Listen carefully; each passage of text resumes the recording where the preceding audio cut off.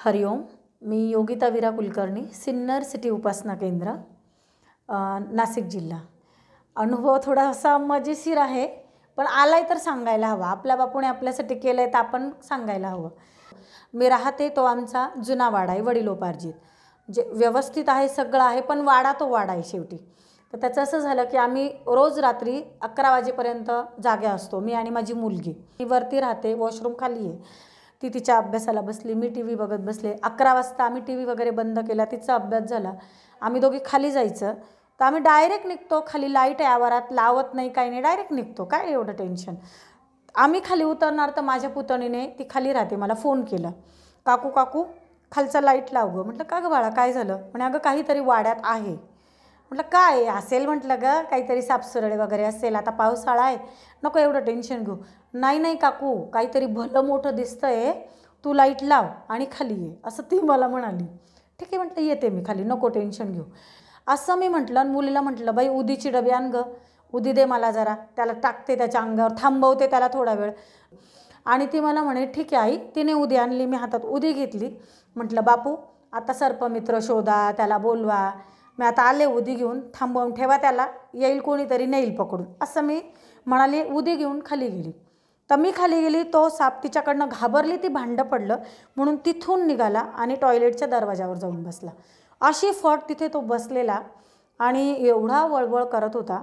म्हटलं आता हा पळून गेला तर आपण काय करणार आहे ना. मला मोठं टेन्शन आलं. मी घेतली उदी हातावर, जोरात फुंकली. म्हटलं बापू याला थांबवून ठेवा, मी कोणाला तरी बोलवते, असं मी म्हटलं.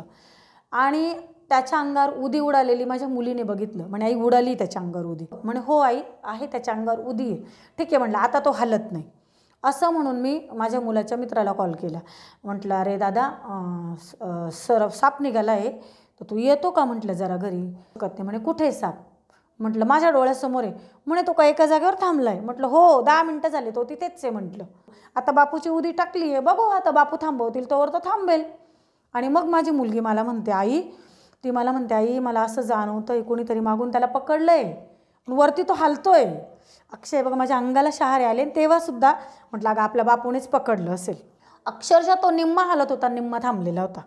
मग काय ही जादू, अक्षरशः बापूने पकडून ठेवलं. मग तो 10 मिनिटांनी तो मुलगा आला. असं करता करता 17 ते 18 मिनिट निघून गेलेले होते. साप त्याच जागेवर होता. तर तो मला म्हणतो का एक कॅरी बॅग द्या. म्हटलं ठीक आहे, मी वरतून कॅरी बॅग आणते. मी वरतून कॅरी बॅग आणायला गेली, तोपर्यंत त्याने तो साप आपण दोरी ओढतो असा धरून, हातात धरून मस्त बघत होता कसा आहे काय. मी खाली आली, मी घाबरली. जेव्हा तो पूर्ण बघितला तेव्हा एवढा मोठा. ए बाबा म्हटलं त्याला बाजूला कर, मला खूप भीती वाटते. म्हणे मावशी तुम्हाला एक आश्चर्याची गोष्ट सांगू का? म्हटलं काय? मावशी हा कवड्या जातीचा साप आहे. म्हटलं विषारी का रे? म्हणे नाही, हा बिनविषारी आहे. पण साप कुठला असो आपण घाबरतो, हा साप आहे ना म्हणे 5 सेकंदापेक्षा एका जागेवर थांबत नाही.